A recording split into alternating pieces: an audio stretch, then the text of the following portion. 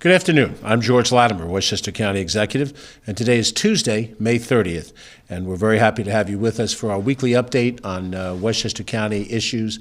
We have with us, in a few seconds, I'll give him a more formal introduction, but we have with us the mayor of the village of Scarsdale, Justin Arist, and we're very happy to have him with us here to give us an update on that community. You know that at each of these updates, we invite one of the municipal leaders for one of our 45 villages, towns, or cities to join us and talk a little bit about their community. And Mayor Arist is recently elected to the position after having served 4 years on the Scarsdale Village Board of Trustees, so we're very happy to have him with us here to talk a little bit about some of Scarsdale's priorities.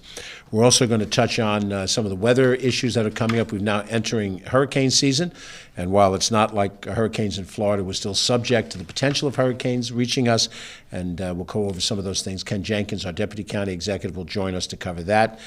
We have a lot of parks information to cover today, as we usually do, and we're getting into the heart of the various ethnic festival season this weekend with ethnic festivals for the Asian American community and the Albanian American community, but we'll lay out the whole list for you.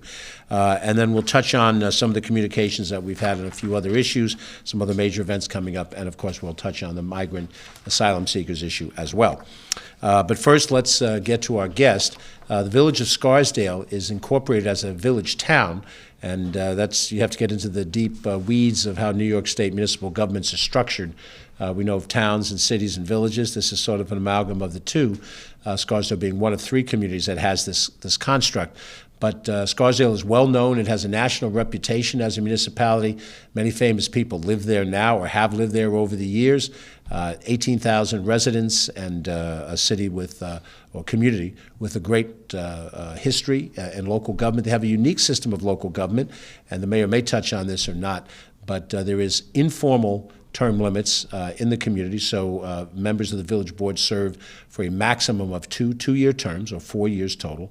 And then they have the opportunity to serve as mayor for a single 2-year term. No other community has a structure like that. But yet Scarsdale's had the opportunity to have leadership from some of the finest individuals, very successful in their private life, their business life, so we're very happy to continue that process of introducing you to the leaders of the communities, and therefore I introduce Mayor Justin Arist, who is the mayor of the village of Scarsdale. Mr. Mayor, thank you for being with us. Thanks. Good afternoon, everyone. I would like to start by thanking County Executive Latimer for his friendship and partnership over the years. I know that our residents are always happy to see you, as well as our county legislator, Ben Boykin, and Ken, of course, you as well. I didn't know you would be here, so I'm great to see you. In and around Scarsdale at our board meetings, and of course at our civic organizations meetings and events. I would actually like to share a brief history, I won't get too much into the weeds, but of Scarsdale, and then continue on to what Scarsdale has for you today, and certainly this weekend, what's in store for everyone. The coterminous town and village of Scarsdale spans approximately 6.6 square miles and is home to about 18,000 residents. We are known for our beautiful homes, park-like setting, excellent schools, and vibrant community, all while offering convenient access to New York City, as we are only about 19 miles away from Midtown Manhattan.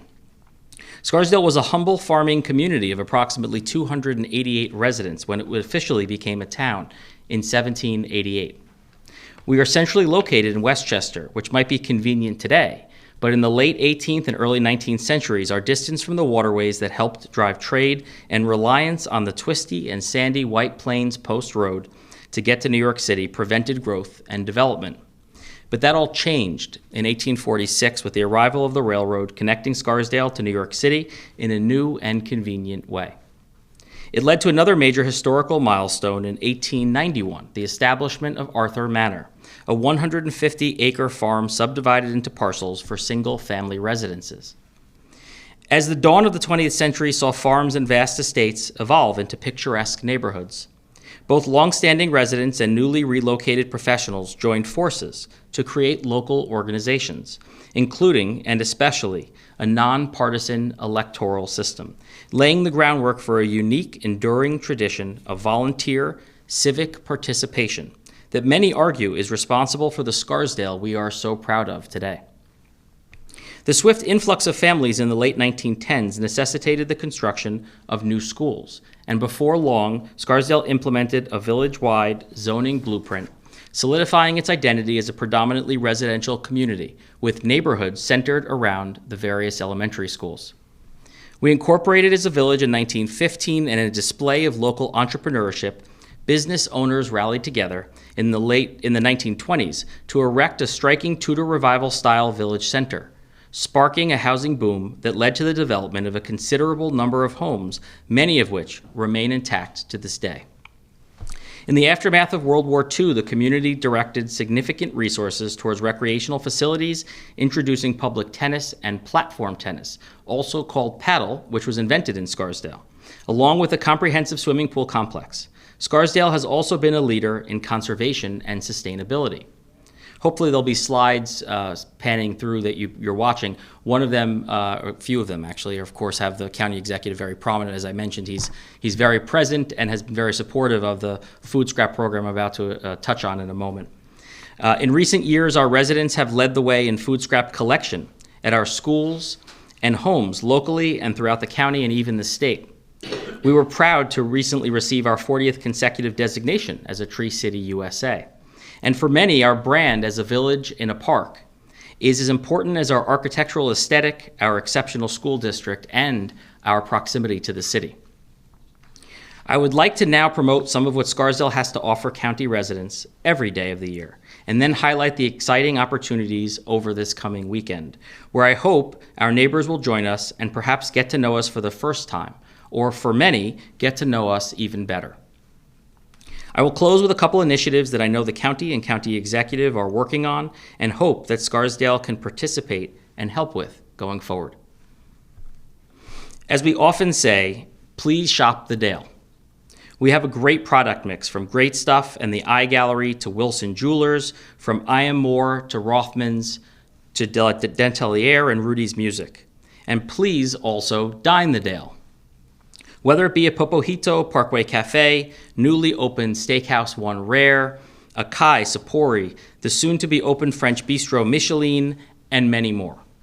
Specific to this weekend, we really can't wait. If we had a hotel in town, I would suggest just staying over. This Saturday, June 3rd, is the Scarsdale Music Festival. It is yet another example of an incredible collaboration between the village and the Scarsdale Business Alliance, and I hope you will participate and enjoy the all-day offerings from food trucks and local restaurants, cocktails and craft beers, 2 stages with live music and raffles. Again, that is June 3rd, this Saturday, from noon until 7 p.m. Anyone that has attended knows that it is not an event to miss, and with 2 stages this year, it will be the biggest and best version yet. There will be ample parking in the Christie Place commuter lot. Now that entrance, if you put it in your GPS, is 64 East Parkway in Scarsdale. The next day, this coming Sunday, June 4th, we'll kick off our new farmers market, which will run every Sunday through November 9th. Now that will be every Sunday through November 9th from 9 a.m. to 1 p.m. We invite everyone to join us, and there will be ample free parking, same location, which I will read again in a moment. And we're eager to work with the county to tie this to the perennial success that is Bicycle Sundays. We welcome everyone to bring their families and bicycles. Again, we have parking in our, you can guess, in our Christie Place commuter lot, 64 East Parkway. That parking facility is ideally situated near the Bronx River Parkway to ride, as well as the farmers market.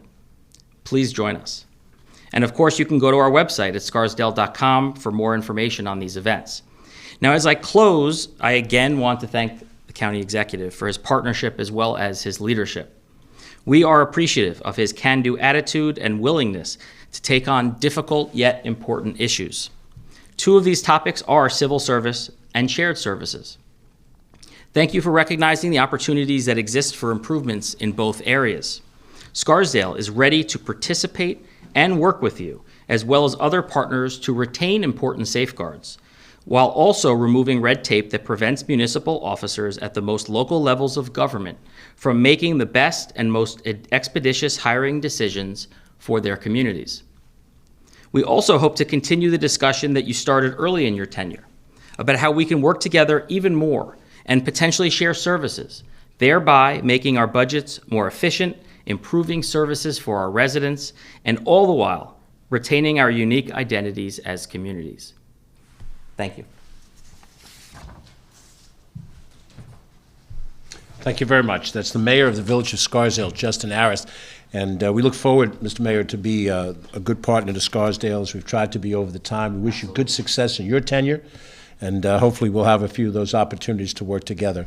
And I think one of the ones that he mentioned this weekend, the Scarsdale Music Festival on Saturday, and then on Sunday the opening of the Farmers Market, that should be a go-to thing on your list over the course of the weekend. As I pointed out, I think last week, downtown Scarsdale is right adjacent to the Bronx River Parkway. So any of the folks who are bicycling up and down the parkway, if they want a place to stop and enjoy themselves, downtown Scarsdale is right there. So it's a perfect opportunity to tie it in. Thank you again for coming. We look forward to working with you again. Mayor of Scarsdale, Justin Arist. So Ken Jenkins, our Deputy County Executive, will join us as we go through some of the other things we have on the agenda. We want to highlight some of the things that are happening with our Beeline bus system. First of all, we've returned the basic services for Beeline bus system to the Westchester County Center.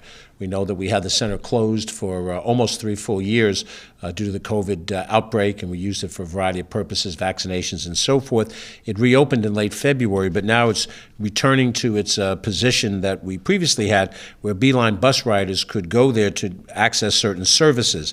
The parking office window at the county center, we reinstitute the MetroCard refill machine and the sales of individual Metro cards and paratransit transit books.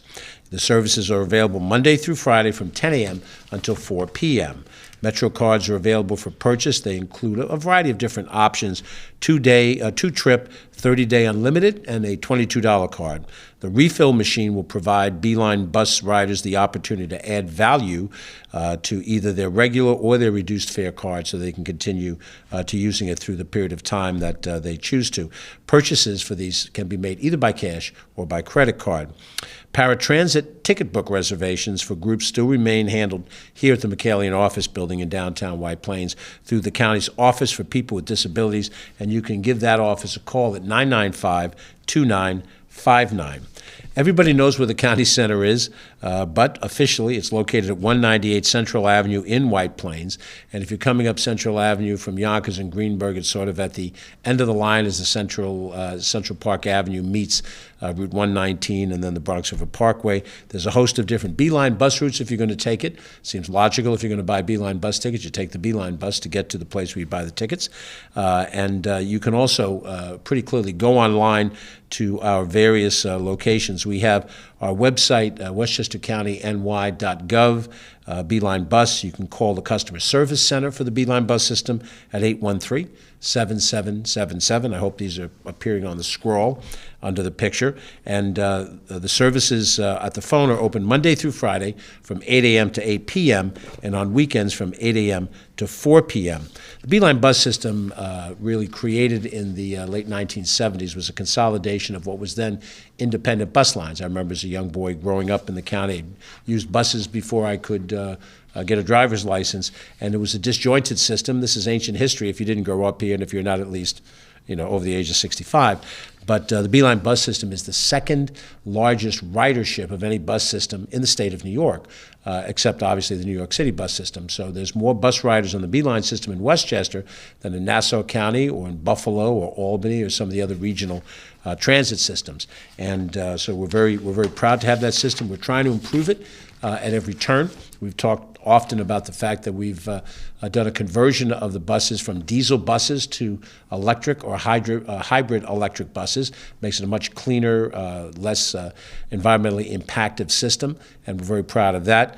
And we have the opportunity to improve our bus stops. We've done that around the county, created some more locations where you can more easily get on the bus. And just a little tease, in a few days we'll give you some announcements about what we have planned for the summer. You may recall that last year we were able to suspend Beeline bus fares for the summer. This is something that's being done in part and under discussion in the city of New York and other bus systems around the state. We made the Beeline buses free last summer, and we'll have an announcement, so stay tuned. This is the beginning of June at hand this week, and we look forward to having announcements that will affect us for the rest of the summer, July, August, and through Labor Day. So stay tuned. You'll be looking, I assume, for another freebie, and we'll see if we can deliver that for you. We are entering the hurricane season, and of course, we're not Florida, so the impact of hurricanes are a little bit different here. But the east coast of the United States is still vulnerable to hurricanes. And as we saw a couple of years ago, it is not just the hurricanes that come up the Atlantic side and make a direct hit or a glancing hit.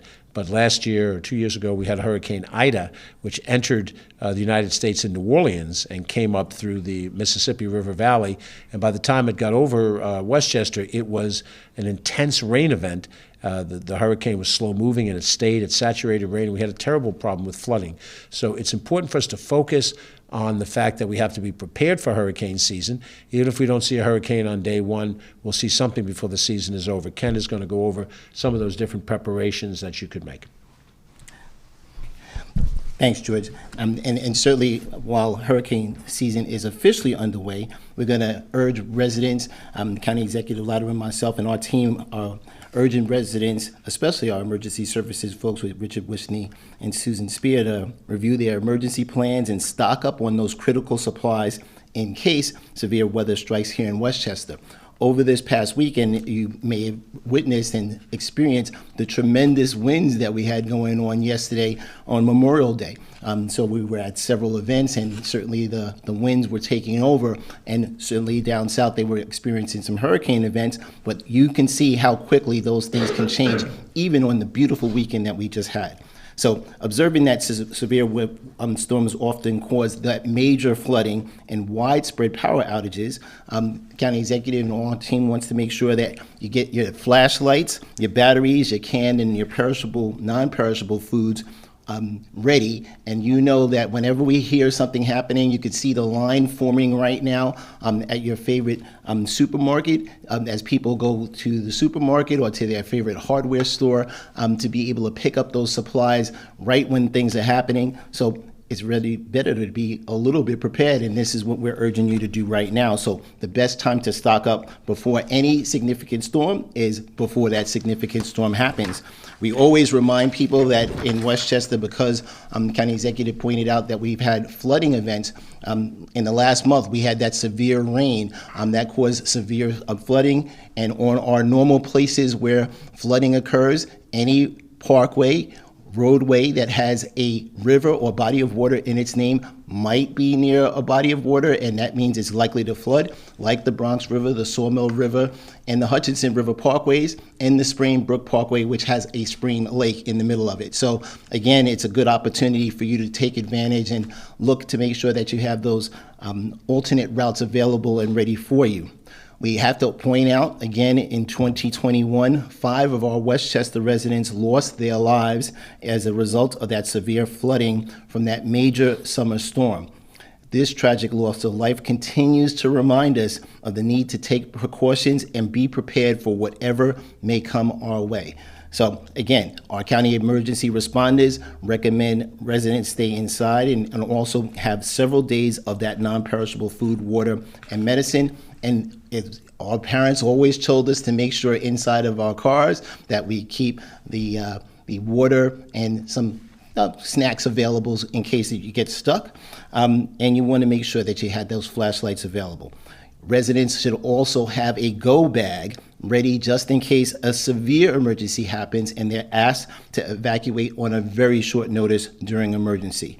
That emergency preparedness kit always includes a gallon of water per person per day, 3 days of canned, packaged, or self-stable, ready-to-eat food, and foods that can be stored include those canned meats and fish, protein or dairy bars, dry cereal and granola, peanut butter, nuts, crackers, PB&J for those folks, peanut butter, canned fruits, and juices. So you got to have that manual can opener available, because if there's no power, you won't be able to eat those prepared foods if it's in a can. Flashlights and batteries, a first aid kit, and a battery-powered or a hand crank radio.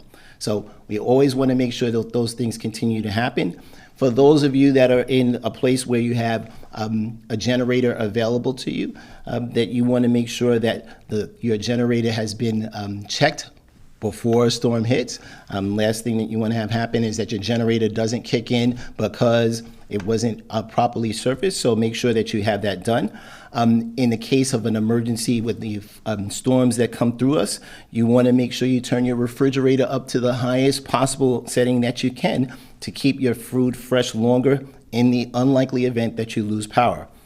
Also, when that happens, if you lose power, keep your refrigerator door closed as much as possible. Don't assume inside that your refrigerated foods are safe. The health department, Dr. Emma, always tells us to make sure that those food, if you're opening and closing the doors, now you got to think that that food might have perished and that would not be safe to eat. If the foods are fully frozen, you're really safe to use them, but in other ways, you may not be able to do those on a gas grill or something like that if you have that opportunity. If any food is warm to a room temperature for more than 2 hours or have come into contact with floodwaters, those foods should be discarded, right? You have a mindset, whether it's a food scrap program like they have in the Scarsdale village, but when in doubt, throw it out. During a prolonged outage, discard these foods if they were not kept below 45 degrees Fahrenheit. That would include meat, poultry, seafood, cold cuts, hot dogs, eggs, cream, sour cream, yogurt, milk, custards, puddings, soft or shredded cheeses, any cut fruit, any cooked vegetables, pasta, casseroles, unbaked cookie dough, bread dough, gravy, creamy salad dressings, fish sauces. It sounds like everything that's in my refrigerator or the county exec's refrigerator. Basically, if it's been over 2 days, you should just throw those out, and any open spaghetti sauce and garlic that you have in oil. Again, if appliances are wet, turn off the electricity at the main fuse box or circuit breaker, and then you would unplug those appliances and let them dry out, and then have them checked by a professional before using them again. Storm cleanup can produce a great deal of garbage, which invites insects and rodents. Store your garbage in watertight, rodent, insect-proof containers with tight-fitting covers. Again, if you lose power, you should be contacting your service provider. For most of us in Westchester, that's Con Ed or New York State Electric and Gas directly. The Con Ed phone numbers, I think we'll put them up on the screen. Con Ed power outage or gas or electrical service problems, 800-75 Con Ed. And NYSEG's electric power outage number is 800-572-1131. And the NYSEG gas power outage is 800-572-1121. Better yet, take some time now and check with your service provider, Con Ed or NYSEG. All of them have apps now. They also allow you to do signups for text messages that can be sent to you in the event of an emergency that's in your specific area around your home. And again, take advantage of those. Commissioner Richard Wishney from Emergency Services said also you should consider what additional preparations may be necessary for people with special needs who care for the elderly, infants, or pets. And we have a sign up for a pet registry, people with special needs registry, so make sure you take advantage of that. Again, now, while it was a nice sunny day, but we know hurricane season is upon us and it's best to be prepared. For tips about these and other topics, they can be found at our emergency services website, which is emergencyservices.westchestergov.com/severe-weather. Or you can go to the United States government site, which is ready.gov. So again, this is that time of year that we need to be best prepared. And as County Executive Latimer always says, it's what our mothers and fathers told us to do. Make sure we have that full tank of gas just in case things happen. Back to you, George. Thank you, Ken. I know we have a serious update here, but I must tell an anecdote since you went through this list as you did about what your mother told you. I was a young man, single, and relocated to suburban Philadelphia. I was in a rather substandard studio apartment at the time, and my mom came down to check out the living conditions of her son. I was in my mid-20s, and when she woke up in the morning and she went into the refrigerator, I was still sleeping, she went through the stuff I had, and she was horrified, and she tried to make some eggs for me with the eggs that I had in the refrigerator, and she put the skillet under my face to wake me up. It was a terrible smell, it was awful, it looked awful, and she said, "How long did you have these eggs in the refrigerator?" I'm embarrassed to tell you, I said 6 months. And she said, 6 months? You know, how stupid are you? Well, I was pretty stupid. And the reality of it is that she went through the refrigerator, threw almost everything out because I hadn't paid any attention. I bought stuff, put it in, didn't use it. And so fortunately, I didn't learn the lesson by being rushed to the hospital, by having something like that. So the moral of the story is, now that I'm about 45 years older than I was when I told that anecdote, I've learned the lesson, you learned the lesson. Be prepared for these situations, and don't let your mother have to come and straighten you out. We have some other important things to mention to you. We put a lot of priority in Westchester County on celebrating the diversity of the county, the great mosaic that we are in Westchester County. And to that end, we have an extensive series of ethnic festivals that happen in the county, sponsored through the Parks, Recreation, Conservation Department, and as well through various organizations that we have, our ethnic advisory boards, and through the independent associations of these different ethnic groups. We've already had our Polish American Festival a few weeks ago. This weekend, we have our 26th annual Asian American Festival. It's going to take place this Saturday, June 3rd, from noon till 6 at Kensico Dam Plaza in Valhalla. That's generally the location for most, but not all of these ethnic festivals. This particular cultural festival for the Asian American community showcases Chinese, Korean, Japanese, Indian, Thai, Vietnamese cultures, and that includes live songs, dances, musical performances, various arts and cultural exhibits. You're going to see Chinese paper cutting and origami, ethnic foods. There's entertainment for children. There's also games and face painting. There's even some free medical and dental services available that's going to happen. This is on Saturday, June 3rd, for the Asian American community. The following day, in the very same place, Kensico Dam Plaza from 12 to 6, we have the Albanian Heritage Festival. And it's the same thing. It's the various art, music, food, culture of the Albanian community. Admission and parking is free, and the festivals are rain or shine. So seating is informal. If you want to bring blankets or folding chairs for seating on the lawn, we've had an unbelievable run of weather here in Westchester the last 15 or 16 days. You would think you're in San Diego, California. It's been low 70s, no humidity. We hope that'll continue through the weekend. We don't know exactly how it'll be, but we hope for the best. And we hope that our Asian American friends and visitors will enjoy Saturday at Kensico Dam Plaza, and Albanian American visitors on Sunday. Upcoming, we have the African American Heritage Festival on Sunday, June 25th at Kensico Dam Plaza. The Hispanic Heritage Festival is Sunday, July 9th at Kensico Dam Plaza. We have the Irish American Heritage Festival comes up on Saturday, July 16th at Ridge Road Park in Hartsdale. We have the Italian Heritage Festival Sunday, July 23rd, noon to 6, Kensico Dam Plaza. For those who have heritage that hails from India or South Asian, that's noon to 6, Sunday, August 6th. We have the Jewish Heritage Festival Sunday, August 20th, and the Muslim Heritage Festival Sunday, August 27th. All of those are at Kensico Dam Plaza. And if you want more information, go to parks.westchestergov.com, or you can call 914-864-PARK and get some of that information as well. These stretch out throughout the months of June, July, and August. They're a lot of fun. Put it on your list of things to do so that you can enjoy it. Ken's got a couple more of them to mention in parks. And thanks, George. And again, this Saturday coming up, June 3rd and June 4th from 11 to 6:30 p.m., we have all of our beaches that will be open. So both Glen Island Beach, New Rochelle and Croton Point Beach, and Croton Point Park will be available and open from 11 a.m. to 6:30 p.m. And then it's going to be open on weekends and holidays till Friday, June 23rd, when it will be then open every day until September 4th. So the beaches are getting there. This weekend, it was, while a lot of the beaches were open for Memorial Day, as we traditionally do, the water was probably kind of cool unless you were a polar bear swimmer, but the weather was beautiful, as County Executive pointed out, tremendous, beautiful weather, and there were a lot of people doing their beach time and sending with friends and family. Weather permitting, again, there's no admittance to any of our parks. The beach is after 6 p.m. There's parking fees that apply, and proof of Westchester County residency is required at Glen Island Beach, with no pets allowed at any of the beaches. So no pets are allowed at any of the beaches. And once again, up until June 23rd. It's just the weekends and holidays, and then we go full bore at the beaches right up until September 4th.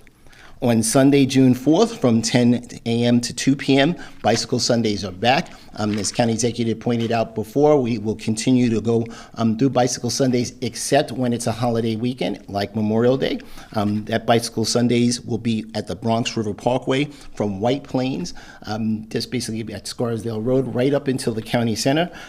You could ride, bike, jog, walk, or skate the parkway on all of the wonderful Bronx River Parkway, and take advantage of what Mayor of Scarsdale just told us, which is to take advantage at that Crane Road Scarsdale train station stop, where you can take a good rest and also be able to get some food or just sit down and walk around in the beautiful village of Scarsdale this weekend. They'll have two tremendous events going on with both Scarsdale Music Festival on Saturday, as well as on Sunday, the Farmers Market, which I'm pretty sure you'll see a county executive visiting, because you make sure to visit each and every one of the farmers markets just to say hello to everyone and pick up some fresh foods and veggies, because Mom said to do that, to make sure to get that in the refrigerator. More than 60,000 people take advantage of the park of biking, riding, skating, etc. on that 13-mile loop. So again, it's a great opportunity. Again, the weather has been perfect to be able to do this, not too hot, and people can work and have a great time to be on the Bronx River Reservation. Back to you, George. Thanks, Ken. So we're going to mention a few more events, and then we have two substantive issues before we close out the report. We want to highlight that coming up this Sunday, June 4th at 11:30 in the morning here in front of the McAleen office building, we will have the annual LGBTQ Pride flag raising activity. This ties into the city of White Plains as well. This is something we've done for many of the different demographic groups in the county. We've raised the flag for the Irish community, the Italian community, the Albanian community, and so forth. LGBTQ Pride flag raising this Sunday, June 4th, 11:30 a.m. Here in downtown White Plains. We also have a community gathering against hate, which is coming up next Tuesday, a week from today, June 6th, from 4 to 5. It's just at the end of the business day. It is right across from our county office building in the Durango Courthouse Plaza, right by the statue of Reverend Dr. Martin Luther King. It's an opportunity for people of all different ethnic backgrounds to get together and affirm that we want to live in peace and harmony with each other, and to do so in a way that shows mutual respect, whatever our backgrounds are, whatever our demographics are, and to stand up against those who would hate individuals merely because of their religion or the skin color or their philosophies. We're going to have a press conference tomorrow in which I will sign access to counsel legislation. We'll describe this a little bit more. This law creates an Office of Housing Counsel located within the Department of Social Services that will provide legal assistance, legal counsel to individuals, indigent individuals, when they have housing matters that involve evictions. This measure passed the Board of Legislators unanimously, bipartisanly, and this is an opportunity for us to try to assist those people who would normally be in a court of law but without the ability to represent themselves. As it is structured now in our country, if you are brought up on some criminal charges, you have a right to counsel, but there is no equivalent right if it's a civil matter. In this case, housing and eviction issues are of that same level of magnitude. So we're going to provide some access in Westchester County, and we'll try to manage the process effectively. We've got very capable people in the Department of Social Service and in our law department that are working to put together the protocol on those things, and hopefully that will be a positive outcome. The New York State Legislature will be closing out their session in the next 2 weeks. I think a week from this Friday is their last legislative day. There are some legislative issues that we will report on the Monday after that, that we're working with our state legislators, hopefully successfully, but it's always a tricky process to negotiate the state legislative process. I had the pleasure of being both an assemblyman and a senator, and it's not easy, even if you're a member of the body, to get things done that you want, and more difficult when you're outside the body. But we hope to accomplish some positive things, and we'll report on that when we get the chance. Finally, I wanted to let you all know that in this issue of migrant asylum seekers, that I have submitted a letter, a proposal to the Honorable Alejandro Mayorkas, who's the Secretary of the Department of Homeland Security. And this puts into writing specific things that I've referenced before when we've talked about this issue. Westchester is calling for, and we're not alone in this, but other places have joined in the same advocacy, that we want to see a federal field immigration court established in Westchester County. We have a U.S. courthouse here in White Plains. That's the perfect location for it. If there's any additional court space that's needed, the federal courthouse sits in a complex that includes state courts and local courts as well, right here in downtown White Plains. This would allow immigration judges to be on duty and to handle those cases of individuals that may be placed in Westchester or anywhere else in the Hudson Valley and ensure speedy adjudication of their cases. And that's important because if migrant asylum seekers are to have a successful outcome and be dealt with in an appropriate fashion, we cannot have them awaiting cases over a year, 2 years, whatever these numbers are that we've heard. That's just not a tenable situation. If the federal government, which has failed to address this issue of immigration, is going to address it forthrightly, then one of the things that we believe they need to do is to create this proposed satellite court presence, which will help those people have a determination on their asylum status in a rapid way and move this on. This would alleviate the strain on existing immigration courts, reduce the backlog of cases.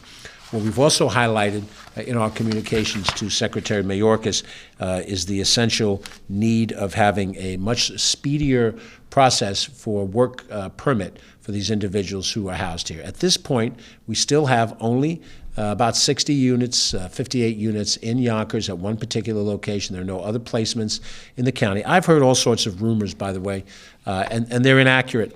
I'm going to assume that a person is passing on something they think is true, but rather than someone who knows it's not true but says it purposefully in a lie. So I'm going to assume it's a mistaken point of view that allows them to repeat that there are other places that are doing this. We have one location for which New York City migrant asylum seekers have been placed in Westchester at this point. There's some that have been placed elsewhere in the state now, from Albany through Dutchess County and Orange County. We've talked about quite a bit. But we've also argued that we want a faster timetable to provide work permits for those individuals that are here. We believe in work. We believe that most of these people indicate that they're here to work and that there are jobs that are unfilled at the present time, that those who are already here don't choose to take on as jobs, minimum paying jobs in the restaurant industry and in the gardening, landscape industry, and that there's a way to have people gainfully employed while they're here awaiting the resolution of their asylum case. I would also say that we put priority as well on security. We had a meeting recently with the Brooklyn Borough President in terms of their experiences in Brooklyn dealing with this issue, and they indicated what I've seen so far, which is there have been no significant incidents at all of criminality by the people who are here, and that's important to us. We want to make sure that we protect safety of those residents who are here, and as well as the other people who've come in, so they're not preyed upon by other individuals. And if we can manage those things, as I said, this is a moral matter that has a managerial aspect to it, and that is what we're seeking to do. The letter to Secretary Mayorkas lays out very specific things that we think are appropriate and intelligent, and we want the federal government to do their share. If Westchester is going to do its share, if other places are going to do their share to try to handle this national problem in absence of a national policy that effectively deals with this problem, then we need for the federal government to do these things. We look forward to their positive response on these matters. And of course, we'll continue to monitor this, and each update we'll be sure to tell you what we're aware of at this stage of the game in terms of the presence of this in the community, and we're working very hard to make sure that this is managed. I repeat what I've said before. We've had this experience before. In 2018, we had 1,000 immigrant children housed in this county. It was done under the Trump administration at 4 specific locations. That was done for 6 to 8 months and with no incidents whatsoever. It was managed. It came to an end, and there was no Sturm und Drang that was attached to it. And we expect that that will be the case this time as well if we manage it and we show intelligence and prudence. With that, I thank you for watching. I'm George Latimer, Westchester County Executive. We'll be back tomorrow to sign the bill on access to counsel, and we'll tell you a little bit more about that free B thing at the appropriate time. We wish you a very good day and hope that it's a safe and healthy week ahead for you and yours.